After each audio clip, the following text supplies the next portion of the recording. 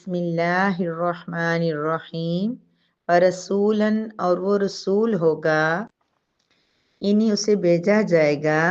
الا طرف بنی اسرائیل بنی اسرائیل کے، انی اور وہ یہ کہے گا کہ بے شک میں قد تحقیق جئتو آیا ہوں، کم تمہارے پاس، بی آیتن ساتھ ایک نشانی کے، من ربکم تمہارے رب کی طرف سے، انی بے شک میں اخلقو پیدا کرتا ہوں، لکم تمہارے لیے، من الطینی مٹی سے، کا ماند مثل جیسا کہ، حیتی شکل، الطیری ایک پرندے کی، فانفخو پس میں پھونکتا ہوں، فیہی اس میں، فیکونو پس وہ ہو جاتا ہے، طیرن اڑنے والا پرندہ، باذن اللہ اللہ کے حکم سے، وَأُبْرِئُ اور میں ٹھیک کر دیتا ہوں، الاکمہ مادرزاد اندھے کو، والابرص اور مادرزاد کوڑھی کو، وَأُحْيِي الْمَوْتَىٰ اور میں زندہ کر دیتا ہوں مردہ کو، بِإِذْنِ اللہ اللہ کی اجازت کے ساتھ یا اللہ کے حکم کے ساتھ، واؤ اور انبئکم میں خبر دیتا ہوں تمہیں، بما اس کی جو، تأکلون تم کھاتے ہو، وما اور اس کی جو، تدخرون تم ذخیرہ کرتے ہو، فی بیوتکم اپنے گھروں میں، ان بے شک، فی میں، ذالک اس، لآیتن ایک نشانی ہے، لکم تمہارے لیے، ان اگر کنتم ہو تم، مؤمنین ایمان لانے والے، وَرَسُولًا إِلَىٰ بَنِي إِسْرَائِيلَ اور اس عیسیٰ کو اللہ بنی اسرائیل کی طرف رسول بنا کر بھیجیں گے، انی قد جئتکم بآیۃ من ربکم اور وہ لوگوں سے عیسیٰ یہ کہیں گے کہ بے شک میں تمہارے پاس تمہارے رب کی طرف سے ایک نشانی لے کر آیا ہوں، اور وہ نشانی کیا ہے، انی اخلق لکم من الطین کہیئۃ الطیر فانفخ فیہ فیکون طیرا باذن اللہ، کہ میں تمہارے لیے مٹی سے ایک پرندے کی شکل بناتا ہوں، پھر میں اس میں پھونک مارتا ہوں تو وہ اللہ کے حکم سے اڑنے والا پرندہ بن جاتا ہے، وَأُبْرِئُ الْأَكْمَحَ وَالْأَبْرَصَ وَأُحْيِي الْمَوْتَىٰ بِإِذْنِ اللہ اور میں پیدائشی اندھوں کو اور پیدائشی برس والوں کو اور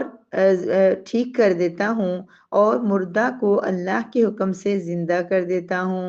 وَأُنَبِّئُكُم بِمَا تَأْكُلُونَ وَمَا تَدَّخِرُونَ فِي بُيُوتِكُمْ اور میں تمہیں اس کی بھی خبر دیتا ہوں جو تم کھاتے ہو،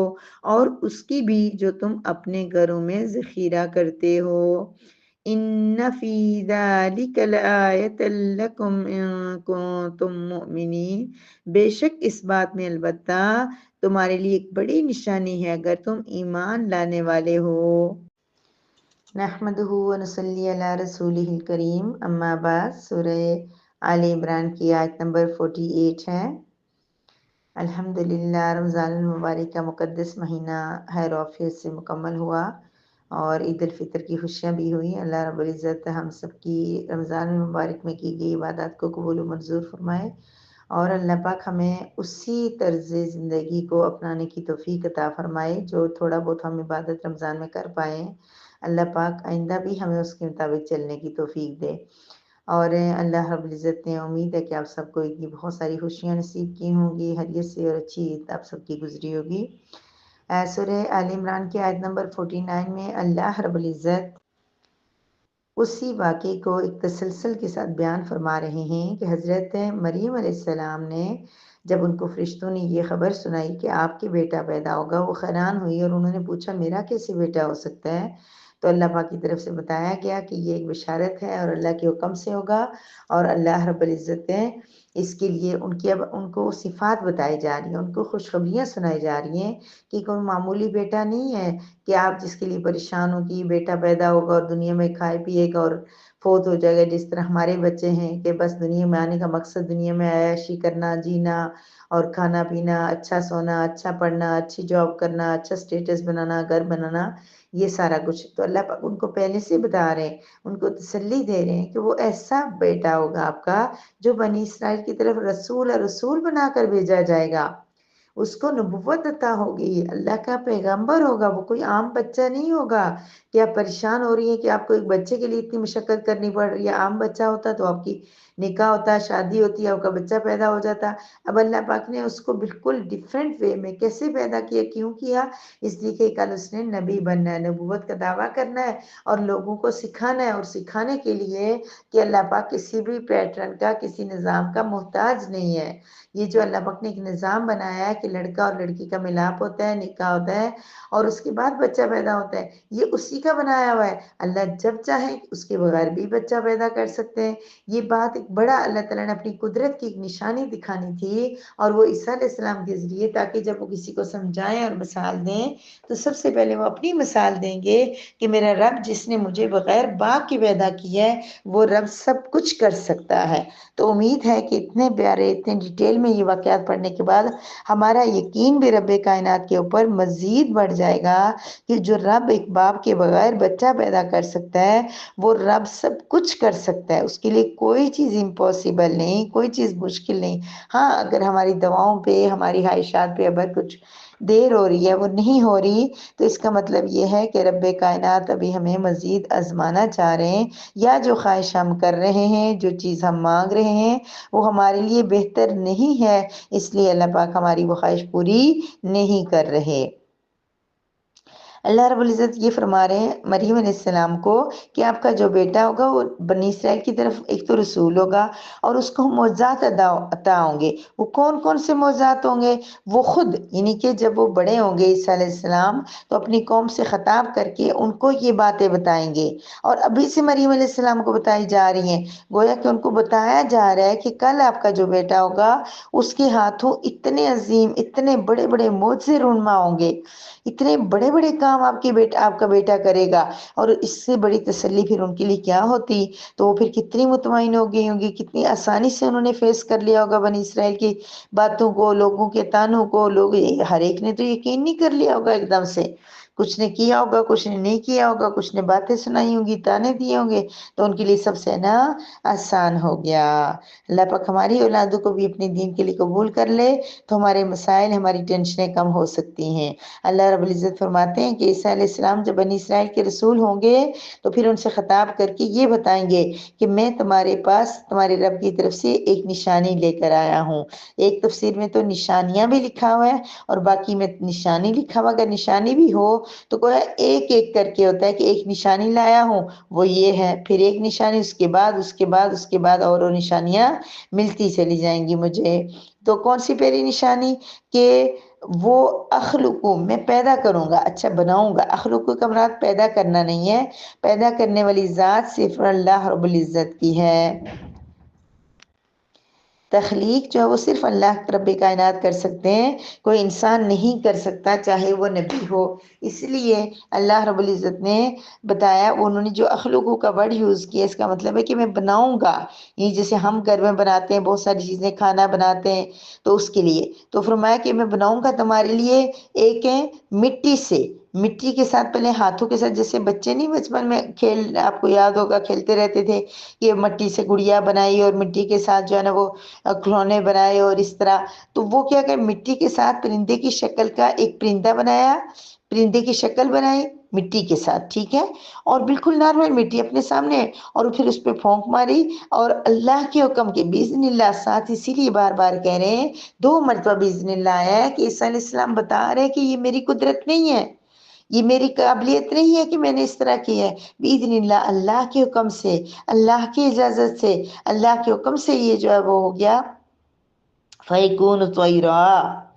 مٹی کے ساتھ پرندہ بنایا اور اس کو پھونکا تو وہ اللہ کے حکم سے کیا ہو گیا، اڑنے والا پرندہ بن گیا، یعنی اس کے اندر جان پیدا ہو گئی، جان آ گئی اس کے اندر، وہ اڑ کے دکھایا، اس لوگوں کے سامنے اڑتا ہوا گیا۔ کتنی بڑی یہ بات ہے. وَأُبْرِئُ الْأَكْمَحَ وَالْأَبْرَصَ وَأُحْيِي الْمَوْتَى بِإِذْنِ اللَّهِ، اور میں کیا کرتا ہوں، مادر ذات کا مطلب ہے پیدائشی. اچھا، اس میں اکمہ کے دو معنی لکھے ہوئے، ایک یہ بھی ہے کہ جس کو دن کو دکھائی دے رات کو نہ دے، اور یہ بھی ہے کہ دن کو نہ دکھائی دے رات کو دکھائی دے. لیکن یہاں پر اکمہ کا مطلب یہ ہے کہ جس کو مکمل نہ دن نہ رات، نہ چھوٹی عمر میں، نہ جس کو بالکل بھی نظر نہیں آتا تھا پیدائشی طور پر. آج دنیا میں بہت سارے علاج آئے ہوئے، کسی کی آئز کا کوئی پرابلم ہو تو علاج ہو جاتا ہے، لیکن کوئی ایسا بچہ ہو جو پیدائشی طور پر جب وہ پیدا ہو تو مکمل طور پر اس کی آئی سائٹ ہو ہی نہ، دکھائی ہی نہ دیتا ہو کبھی بھی، تو وہ ٹھیک نہیں ہو سکتا. ہاں ہو سکتا ہے سائنس نے کہیں ترقی کی ہو، لیکن اوورآل یہی سننے میں آتا ہے کہ جو مکمل طور پہ پیدائشی بچہ جو اس کے اندر ایسا فالٹ ہوگا وہ پھر ٹھیک نہیں ہوتا. یعنی کہ کم ہو گئی نظر، اس کا علاج ہے، لیکن سیریز ہی ختم ہو گئی پھر علاج نہیں ہے، تو وہ اس کو بھی ٹھیک کر دیتے تھے اللہ کے حکم سے. والابرص، برص یعنی کوڑ کی بیماری ہوتی ہے، اور اس میں داغ وغیرہ بھی جسم پہ بہت زیادہ پڑ جاتے ہیں اور جسم مفلوج ہوتا ہے، کام نہیں کر پاتا، تو اس کو بھی وہ ٹھیک کر دیتے تھے، اور وہ بھی پیدائشی طور پہ جو ایسا ہوتا تھا. اور چونکہ اس دور کے اندر اللہ رب العزت ہر نبی کو وہ معجزات عطا کی ہیں کہ جو ان کے لیے اس دور کے حالات کے مطابق ضروری تھے. جیسے موسیٰ علیہ السلام کے دور میں جادو کا زور تھا، تو اللہ پاک نے ان کے وہی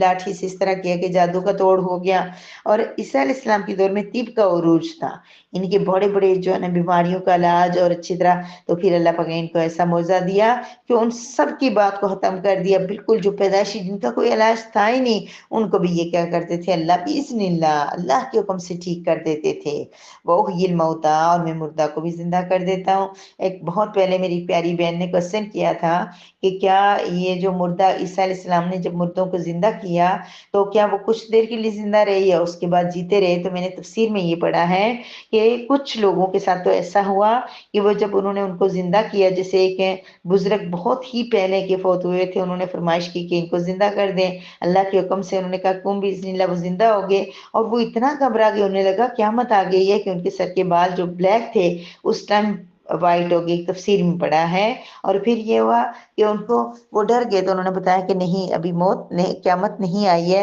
تو انہوں نے پھر حضرت عیسیٰ علیہ السلام سے درخواست کی کہ جو موت کی سختی تھی وہ میرے اوپر دوبارہ نہ آئے، اور اب میں دوبارہ نارمل طور پہ جیسے ابھی واپس زندہ ہوا ہوں تو اسی طرح فوت ہو جاؤں. تو انہوں نے عیسیٰ علیہ السلام دعا کی تو موت کی سختی ان کے اوپر دوبارہ نہیں آئے. اس کے علاوہ ایک مرتبہ آپ کو یہ جو علاج اللہ رب العزت نے ان کو توفیق دی تھی، اللہ کے حکم سے ان کے ہاتھ میں شفا رکھی تھی، تو عیسیٰ علیہ السلام یا تو ان کے پاس لوگ آتے تھے علاج کروانے کے لیے، اور کبھی کوئی مجبور ہو دور ہو تو خود بھی چلے جاتے تھے علاج کرنے کے لیے. تو پھر ایک مرتبہ کے خاتون کا بیٹا بیمار ہو، اس نے بلایا، آپ نہیں جلدی میں جا سکے، لیٹ پہنچے اور وہ فوت ہو گیا. وہ رونے لگی تو انہوں نے اللہ تعالیٰ سے دعا کی تو وہ ٹھیک ہو گیا، اور وہ بہت ٹائم تک زندہ رہا، اس کی شادی وغیرہ ہوئی سب کچھ. اور اسی طرح سے کچھ لوگ جو ہے وہ فوری طور پہ